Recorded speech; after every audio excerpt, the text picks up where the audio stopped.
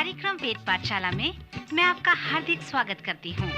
प्रिय श्रोता, परमेश्वर का वचन जीवित, पवित्र एवं सामर्थी है। आशा है कि आज के वचन से आपको आत्मिक लाभ होगा। तो लीजिए प्रस्तुत है ये संदेश।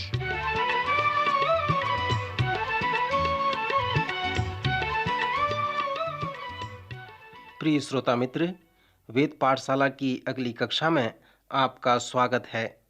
यह कक्षा संसार का एक महत्वपूर्ण कक्षा है, क्योंकि हम संसार के सबसे महत्वपूर्ण पुस्तक परमेश्वर के वचन अर्थात बाइबल का सर्वेक्षण कर रहे हैं।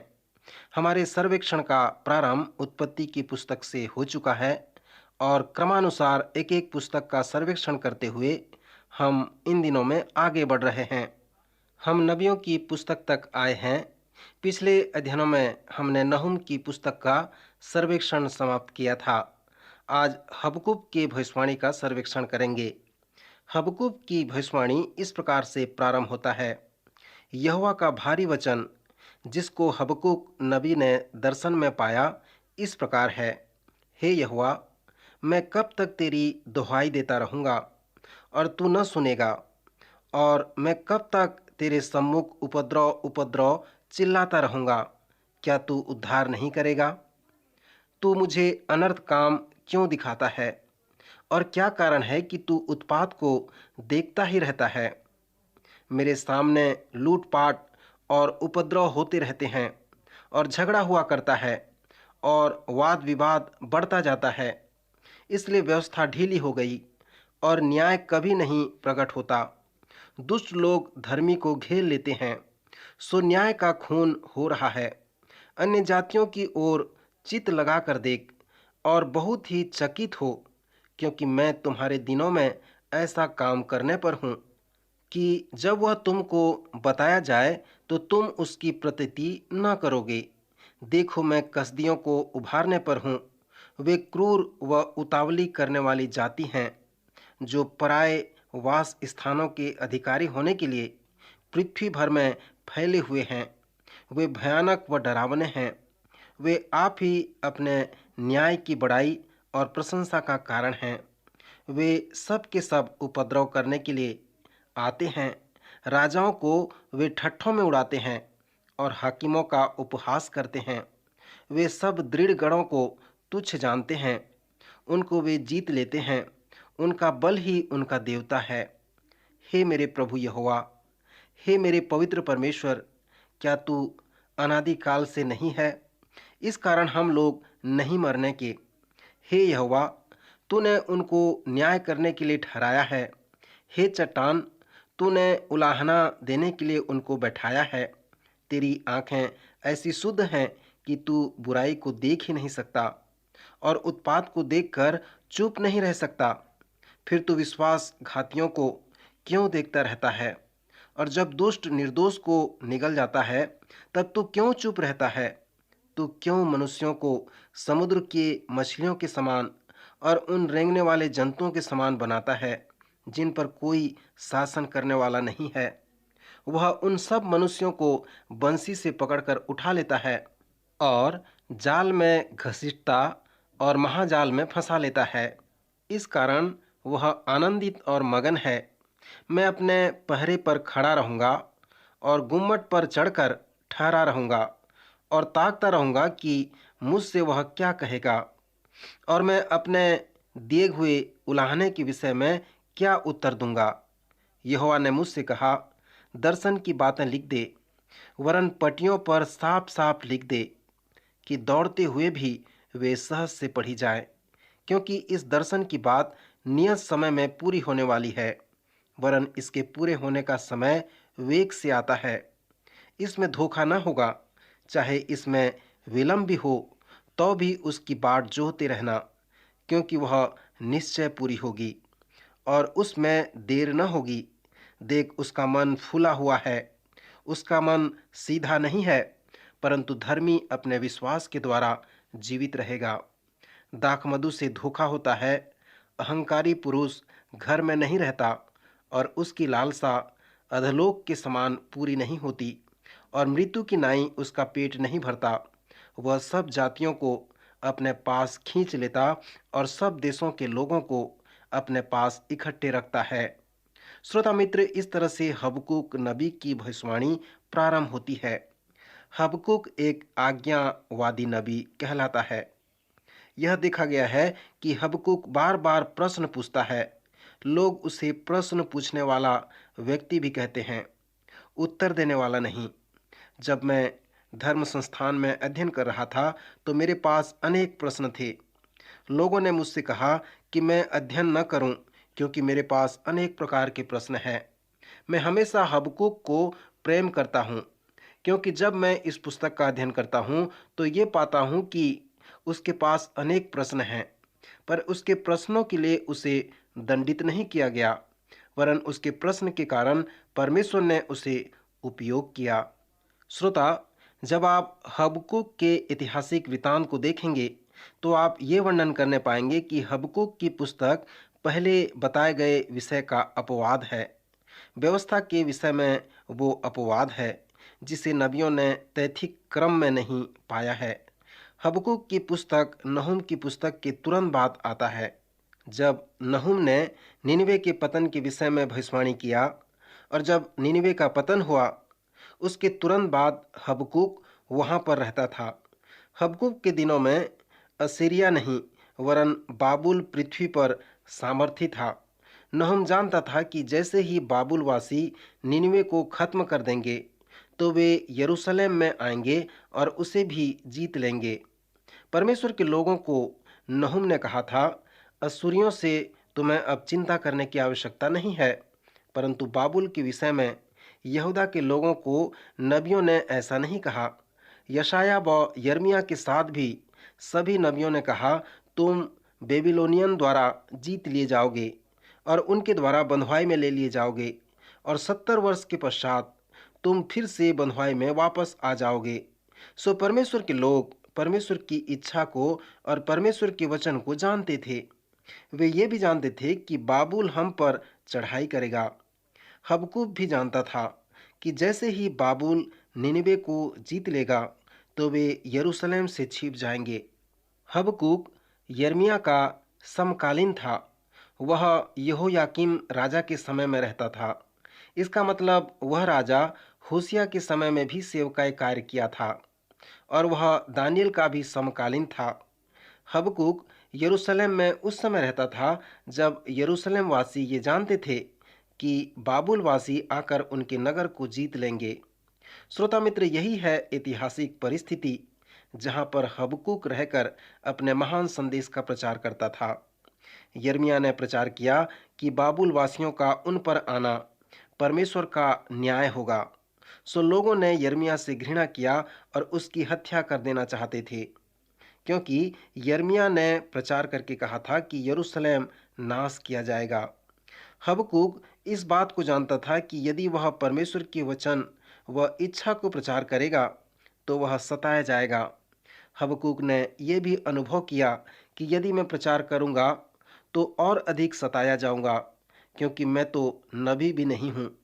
हबक्कूक एक संगीत दल का अगुवा था। वह लेवियों के गीत दल का एक गुरु था। पहला इतिहास उसके 23 में हमें कहा गया है कि दाऊद ने याजकपन को अलग अलग भागों में विभाजित किया है और जब उसने ऐसा किया तब 4000 लेवी अलग हो गए कि वे कुछ न करें, परंतु दाऊद ने जो वाद्य बनाए हैं वे उसे बजाएं और गीत गाकर परमेश्वर की स्तुति किया करें। जब हमने भजन संहिता का सर्वेक्षण किया था तब मैंने कहा था कि अनेक भजन लेवियों द्वारा लिखे गए हैं जो वाद्य बजाने वाले व गाने वाले और निपुण थे। उन्होंने कुछ भजन व गीत लिखे हैं जो आराधना में उपयोग होते हैं। हबक्कूक भी लेवियों में से एक था जो संगीत दल का अगुवा था। इस समय यिर्मयाह काल कोठरी में बंद है, वह प्रचार नहीं कर सकता।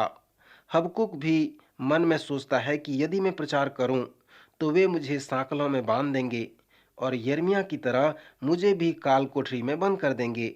सो हबक्कूक जैसे कि एक कलाकार था, एक संगीतज्ञ था, वो बड़े ही बुद्धिमानी के साथ परमेश्वर के वचन को प्रचार किया।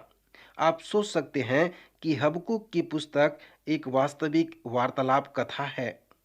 एक तरह से कहा जाए तो यह पुस्तक हबक्कूक का परमेश्वर के साथ एक वार्तालाप है। हबक्कूक परमेश्वर के लोगों को प्रचार करता है जिन्हें मृत्यु का भय था और वे भय के साथ जीवन व्यतीत कर रहे थे। वह कहता है, मैं जानता हूं कि तुम्हारे मन में प्रश्न हैं, मेरे मन में भी प्रश्न हैं और मैं परमेश्वर से पूछना चाहता हूं। उदाहरण के लिए कि हे परमेश्वर, जबकि महाविपत्ति आने वाला है तो तू क्यों कुछ नहीं कर रहा है? हे परमेश्वर, दुष्टों को क्यों उपयोग कर रहा है कि वे हमें दुख दें? हबक्कूक ये सब प्रश्न पूछता है कि हे परमेश्वर, तू क्यों चुप रहता है, क्यों ऐसा करता है? श्रोता मित्र, हबक्कूक के लिए मेरा विचार इस प्रकार का है। मैं विश्वास नहीं करता कि हबक्कूक एक अज्ञेयवादी नबी था। मैं ये भी विश्वास नहीं करता कि हबक्कूक के पास अनेक प्रश्न थे, पर मैं विश्वास करता हूँ कि हबक्कूक एक उत्तर देने वाला नबी था। मैं विश्वास करता हूँ कि लोग जो प्रश्न पूछ रहे थे, हबक्कूक उसे जानता था। सो हबक्कूक न केवल वह प्रश्न पूछा, परंतु उसने उत्तर भी दिया। लोग जो प्रश्न पूछ रहे थे और हबक्कूक प्रेरित होकर उन प्रश्नों का उत्तर दिया करता था, वह इस पुस्तक के संदेश का केंद्र है।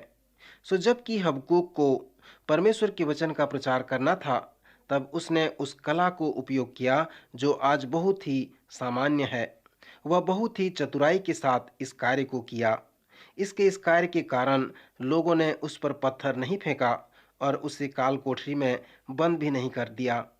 उसने कहा, हे मेरे पवित्र परमेश्वर, तू उनको न्याय करने के लिए ठहराया है, पर मैं जो कहता हूँ वो यह है कि मैं एक आत्मिक गुम्मट बनाऊंगा और वहां चढ़कर ताकता रहूंगा कि परमेश्वर मुझसे क्या कहेगा, और मैं अपने सभी प्रश्नों को परमेश्वर से पूछूंगा। वह परमेश्वर है, उसके पास उत्तर है, वह उत्तर देगा और मैं गुम्मट में बैठकर तब तक ताकता रहूंगा जब तक वह मुझे उत्तर न दे। श्रोता, यह एक बुद्धिमानी का प्रचार है। कुछ समय के बीतने पर हबक्कूक ने प्रचार किया कि परमेश्वर ने मुझे उत्तर दिया है, मैं उस उत्तर को बताऊंगा। सो जो प्रश्न हबक्कूक ने परमेश्वर से पूछा वह लोगों के प्रश्न थे। यहूदा के लोग भी यही प्रश्न पूछ रहे थे। जब हबक्कूक ने परमेश्वर से सुना तो उसके अनेक उत्तर उसने उसे बताए, परंतु एक उत्तर से जो हबक्कूक को सहायता मिली वह दूसरा अध्याय 4 पद है। पवित्र शास्त्र में यह एक महान पद है। नए नियम में यह पद 3 बार उद्धृत किया गया है और वह उत्तर है, धर्मी अपने विश्वास के द्वारा जीवित रहेगा। हबक्कूक के प्रश्न का परमेश्वर द्वारा यही उत्तर है। परमेश्वर ने उसके प्रश्न का सर्वप्रथम उत्तर दिया जिसमें बाबुलवासी संबंधित थे। परमेश्वर ने हबक्कूक से कहा, उनका मन सीधा नहीं है, वे विद्रोही व दुष्ट लोग हैं, वे तलवार के साथ जीते हैं, वे हत्यारे हैं, उपद्रवी हैं। श्रोता, हबक्कूक का संदेश आज भी सत्य है। मेरे लोग, धर्मी लोग विश्वास के द्वारा जीवित रहेंगे, कार्यों के द्वारा नहीं, सामर्थ के द्वारा नहीं, धन द्वारा नहीं, वरन विश्वास द्वारा जीवित रहेंगे। यह पद रोमी के 1 अध्याय 17 पद, इब्रानियों उसका 10वां अध्याय 38 पद और गलातियों की पत्री उसका 3 अध्याय 11 पद में पाया जाता है। एक दिन सुबह के समय मार्टिन लूथर बाइबल अध्ययन कर रहे थे। वो लैटिन भाषा में पढ़ रहे थे। वो अनेक आत्मिक समस्याओं का सामना कर रहे थे। फिर जब वे रोमियो की पत्री उसके 1 अध्याय और 17 पद को पढ़े, जो हबक्कूक की पुस्तक में उद्धृत है कि धर्मी जन विश्वास से जीवित रहेगा, इस पद को पढ़ने के बाद परमेश्वर का वचन लूथर के हृदय को छू लिया। उस पद ने उसकी समस्या का समाधान किया और सभी प्रोटेस्टेंट लोग उससे आगे बढ़ सके। हबक्कूक के इस प्रश्न के कारण परमेश्वर ने उत्तर दिया कि धर्मी जन विश्वास से जीवित रहेगा, कार्यों के द्वारा नहीं, योग्यता द्वारा नहीं, अपने लक्ष्य को पूरा करने के द्वारा नहीं, वरन विश्वास द्वारा धर्मी जन जीवित रहेगा। सो मार्टिन लूथर के लिए उस पद का महत्व इस प्रकार था कि एक तरह से कहें कि परमेश्वर हबक्कूक से कह रहा हो कि हे हबक्कूक, मैं कुछ नहीं कर रहा हूँ, इसलिए तू मुझ पर दोष लगा रहा है, पर मैं चाहता हूँ कि तू इस बात को जान ले कि नियंत्रण मेरे हाथ में है। मैं कुछ कर रहा हूँ। बाबुल वासियों का विनाश होगा। उनका मन फूला हुआ है और सीधा नहीं है, परंतु मेरे लोग विश्वास के द्वारा जीवित रहेंगे। श्रोता मित्र, हबक्कूक के गुम्मट पर खड़ा होकर ताकने का जो अनुभव है, वो मेरे व आपके जीवन के लिए व्यक्तिगत आत्मिक प्रयोग है। कभी कभी आपको और मुझे बाबुल के संकट के जैसा सामना करना पड़ता है। यद्यपि आपको बंधुआई या जेल या युद्ध का सामना करना नहीं पड़ता होगा, परंतु फिर भी हमारे जीवन में संकट की समस्याएं होते हैं। जब आपके साथ बाबुल के जैसा संकट की अवस्था हो, तो आप क्या कहेंगे? हबक्कूक के उदाहरण के अनुसार आपको चाहिए कि आप आत्मिक गुम्मट बनाएं और उस पर चढ़कर अपनी समस्या को परमेश्वर से बताएं और अपने सभी प्रश्नों को परमेश्वर के समक्ष में रखें। और जब तक परमेश्वर आपके जीवन में कार्य नहीं करता, तब तक उसकी ओर ताकते रहें। जब तक उसकी बात न सुन लें, तब तक उसकी ओर ताकते रहें। सो उसे देखें और उसकी आराधना करें। उसकी सुने और उसकी आराधना करें, जो आपके जीवन में कार्य करता है। मैं विश्वास करता हूँ कि हबक्कूक की पुस्तक हमें प्रेरित करता है कि हम परमेश्वर से प्रश्न पूछें और परमेश्वर की सुने। पवित्र शास्त्र के एक महान विद्वान ने इस पुस्तक के लिए एक विवरण बनाया है। उन्होंने कहा है, किसी ने कहा है कि परमेश्वर पुराने समय के लोगों के जैसे आज के लोगों के साथ बातें नहीं करता, पर मैं आपका बिल्कुल सत्य विवरण बताना चाहता हूँ। जैसे पहले लोग सुनते थे, वैसे आज नहीं सुनते। यदि लोग सुने तो परमेश्वर बातें करेगा। परमेश्वर की बातें सुनने के संबंध में पवित्र शास्त्र के विवरण पर क्या आपने ध्यान किया है? पवित्र शास्त्र के अनुसार प्रार्थना करना परमेश्वर से बातें करना है। प्रत्येक वार्तालाप के दो आयाम होते हैं। पहला है कि आप दूसरे व्यक्ति के साथ कब वार्तालाप कर रहे हैं, और दूसरा है कि दूसरे व्यक्ति कब आपसे वार्तालाप कर रहा है। यदि आपके वार्तालाप का प्रतिष्ठा अच्छा है, तो मान लें कि आप एक अच्छे श्रोता हैं। हबक्कूक के इस छोटे पुस्तक का जो आत्मिक प्रयोग है, वह परमेश्वर के साथ आपका वार्तालाप है। हबक्कूक की पुस्तक का आत्मिक व शाब्दिक संदेश यह है, सुनो। जब तक परमेश्वर न बताए कि वह आपके जीवन में कैसे कार्य कर रहा है, तब तक उसकी ओर ताकते रहो। फिर अपने आत्मिक गुम्मट चढ़कर उसकी प्रतीक्षा करो। उसे ताकते रहो कि वह कैसे आपके जीवन में कार्य कर रहा है। यदि हबक्कूक के जैसे आप भी वैसा करते हैं, तो आप भयभीत हो सकते हैं, निराश हो सकते हैं, परंतु अंत में आप गीत गाने लगेंगे। इस पुस्तक में केवल 3 अध्याय हैं और अध्याय 3 का भी अंत परमेश्वर के साथ वार्तालाप से होता है। जब पहले अध्याय में हबक्कूक प्रश्न पूछता है, तो वह निराश व भयभीत रहता है। वह प्रश्नों के साथ रहता है, परंतु दूसरे अध्याय में परमेश्वर हबक्कूक के प्रश्नों का उत्तर देता है। फिर ध्यान करें कि तीसरे अध्याय का अंत किस प्रकार होता है। वह अपने भविष्यवाणी को एक भजन के साथ समाप्त करता है।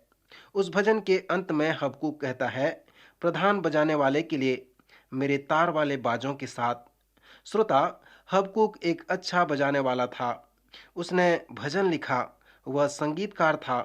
परंतु जो महत्वपूर्ण बात इस पुस्तक में ध्यान करने की विषय है कि वह इस पुस्तक का प्रारंभ निराशाओं और भय के साथ करता है। क्योंकि जब हबक्कूक गुम्मट बनाता है और परमेश्वर की सुनने के लिए प्रतीक्षा करता है, उसकी ओर ताकता है, तब वह अपनी भविष्यवाणी एक सुंदर भजन को, जिसे उसने स्वयं लिखा है, गाकर समाप्त करता है। फिर हबक्कूक को क्या हुआ हमें नहीं मालूम। जब यरूशलेम का पतन हुआ, तो शायद वह मार डाला गया या शायद उसे सांकलों में बांध दिया गया। सो हम इस व्यक्ति के विषय में और नहीं बात कर सकते कि उसे क्या हुआ होगा, क्योंकि इतिहास इसके विषय में और नहीं बताती। परंतु हबक्कूक के संदेश का जो केंद्र है, जहाँ पर वह पुस्तक के अंत में भजन लिखता है, वो इस प्रकार है, चाहे अंजीर के वृक्षों में फूल न लगें और न दाखलताओं में फल लगें, जलपाई के वृक्ष से केवल धोखा पाया जाए और खेतों में अन्न न उपजे, भेड़शालाओं में भेड़ बकरियां न रहें और न थानों में गाय बैलें हों, तो भी मैं यहोवा के कारण आनंदित और मगन रहूंगा और अपने उद्धारकर्ता परमेश्वर के द्वारा अति प्रसन्न रहूंगा। यहोवा परमेश्वर मेरा बल, मेरा मूल है। वह मेरे पांव हरिणों के समान बना देता है। वह मुझको मेरे ऊंचे स्थानों पर चलाता है। श्रोता, पुराने नियम में परमेश्वर के भक्तों में जो सबसे अच्छी बात थी, वह परमेश्वर के प्रति उनका समर्पण था। दानियल की पुस्तक में उसके तीनों मित्रों को आग की भट्ठी में डाल दिया गया, क्योंकि उन्होंने नबूकदनेस्सर जो सोने की मूरत बनवाई थी, उसको वे दंडवत न किए। उन्होंने नबूकदनेस्सर राजा से कहा, हमारा परमेश्वर जिसकी हम उपासना करते हैं, वह हमको उस धधकते हुए भट्टी की आग से बचाने की शक्ति रखता है। वरन हे राजा, वह हमें तेरे हाथ से भी छुड़ा सकता है। पर यदि वह हमें छुड़ाए या नहीं, पर तुझे यह मालूम हो कि हम लोग तेरे देवता की उपासना नहीं करेंगे और न तेरी बनाई हुई सोने की मूरत को दंडवत करेंगे। श्रोता, आप यहाँ देखें कि वे अनेक आने वाले अंत को नहीं जानते थे कि वह दुखदाई होगा या आनंदित होगा। अनेक चलचित्र का अंत आनंद पूर्वक होता है।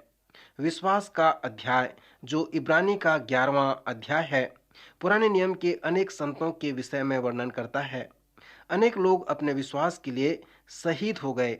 वे स्वेच्छा से मरने के लिए तैयार हो गए। वे अपने समर्पण के प्रति विश्वास योग्य रहे और अपना प्राण देकर संसार के लिए एक गवाह ठहरे। हबक्कूक भी एक गवाह था। वह बड़े ही निपुणता तौर से संसार को अपनी गवाही प्रस्तुत किया, अर्थात उसने परमेश्वर के साथ वार्तालाप किया। उसने अपने प्रश्नों को उपयोग किया और यहूदा के लोगों के लिए गहरे उत्तर को प्रस्तुत किया। उसने परमेश्वर की प्रजा को दिखाया कि कैसे वे दुख, निराश और प्रश्नों से मुड़कर गीतों की ओर आएं। जब आप हबक्कूक की पुस्तक के अंत में दिए गए गीतों पर ध्यान करेंगे, तो आप जानने पाएंगे कि हबक्कूक पूर्ण रूप से परमेश्वर में समर्पित था। उसका अंतिम भजन विश्वास का असीम उदाहरण है। हबक्कूक के 3 अध्याय में उसके प्रश्न का उत्तर दिया गया है। ध्यान करें कि यह नबी परमेश्वर पर दोष लगाता है कि वह कुछ नहीं कर रहा है। वह अपने स्वभाव व गुण से दूसरे तरफ पार होकर अपने क्रोध को प्रकट कर रहा है। तब हबक्कूक इस प्रकार प्रार्थना करता है कि हे परमेश्वर यहोवा, क्रोध करते हुए भी दया करना स्मरण कर।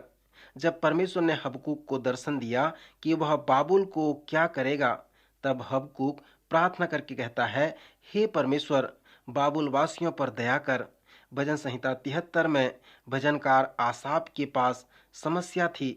वह अपने समस्या को परमेश्वर के शरण स्थान में लेकर जाता है, तो परमेश्वर उसे 5 मिनट नरक का अनुभव कराते हैं। यदि हम 5 मिनट स्वर्ग या 5 मिनट नरक का अनुभव करते हैं, तो मैं सोचता हूँ कि यह हमारे लिए एक बड़ा अनुभव होगा। यदि हम 5 मिनट नरक का अनुभव करते हैं, तो हम अपना बिस्तर बांधकर पृथ्वी के कोने कोने में जाएंगे और सुसमाचार प्रचार करेंगे। आसाफ ने भी 5 मिनट नरक में समय बिताया। परमेश्वर ने उसे दुष्टों के अंत के विषय में बताया। तब दुष्टों के विरुद्ध आसाफ की जो भावना थी, वो बदल गई। वह दुष्टों के लिए प्रार्थना करने लगा। यही बात हबक्कूक के साथ भी हुआ। उसने भी प्रार्थना किया कि हे परमेश्वर, क्रोध करते हुए भी दया करना स्मरण कर। श्रोता मित्र, इस पुस्तक में एक और महान पद है, अर्थात यहोवा अपने पवित्र मंदिर में है, समस्त पृथ्वी उसके सामने शांत रहे। जिस कलीसिया में मैं मसीह विश्वास में आगे बढ़ा, उस कलीसिया के वेदी के पास वाली दीवार में यह वचन लिखा हुआ है, यहोवा अपने पवित्र मंदिर में है, समस्त पृथ्वी उसके सामने शांत रहे। मित्र, शांत रहने का तात्पर्य ये नहीं कि हम परमेश्वर के भवन में बिल्कुल शांत रहें। हबक्कूक के कहने का तात्पर्य यह है कि परमेश्वर अपने पवित्र मंदिर में है। यदि तुम्हारे पास कोई समस्या है, कुछ प्रश्न है, तो उससे पूछो और फिर शांत रहो और उसके उत्तर को सुनने के लिए ध्यान लगाओ। सो हबक्कूक के कहने का तात्पर्य यही था। श्रोता मित्र, इस पुस्तक का आत्मिक प्रयोग क्या है? जिस पर चढ़कर ये ताकना है, ये सुनना है कि परमेश्वर क्या कहेगा। आपका आत्मिक गुम्मट क्या है? क्या आपके पास कोई स्थान है, कोई समय है जहां बैठकर आप परमेश्वर की बातें सुनने के लिए प्रतीक्षा करते हैं? यदि आपके पास कोई आत्मिक गुम्मट नहीं है, तो कृपया एक गुम्मट बनाएं, क्योंकि हबक्कूक की पुस्तक का आत्मिक प्रयोग यह कहता है, अपना आत्मिक गुम्मट बनाओ और तब तक ध्यान से देखो जब तक परमेश्वर आपके जीवन में कार्य नहीं करता। प्रभु आपको आशीष दे।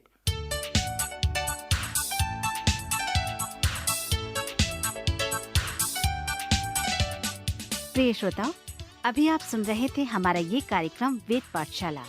श्रोताओं, आपको ये जानकर खुशी होगी कि हमारे पास इस अध्ययन से संबंधित नोट्स उपलब्ध हैं, जिन्हें हम सभी श्रोताओं को निशुल्क भेजना चाहते हैं। यदि आप इसे प्राप्त करना चाहते हैं तो हमें इस पते पर लिखें। हमारा पता है कार्यक्रम Ved Pathshala, radio Vishwavani, post box number 317, Lucknow 226001, Uttar Pradesh. हमारा पता एक बार फिर सुन लीजिए। कार्यक्रम Ved Pathshala, radio Vishwavani, post box number 317, Lucknow 226001, Uttar Pradesh. और हाँ श्रोताओ, अब आप हमसे ईमेल के द्वारा भी संपर्क कर सकते हैं। हमारा ईमेल आईडी है hindiembassy@radiovv.org, hindiembassy@radiovv.org।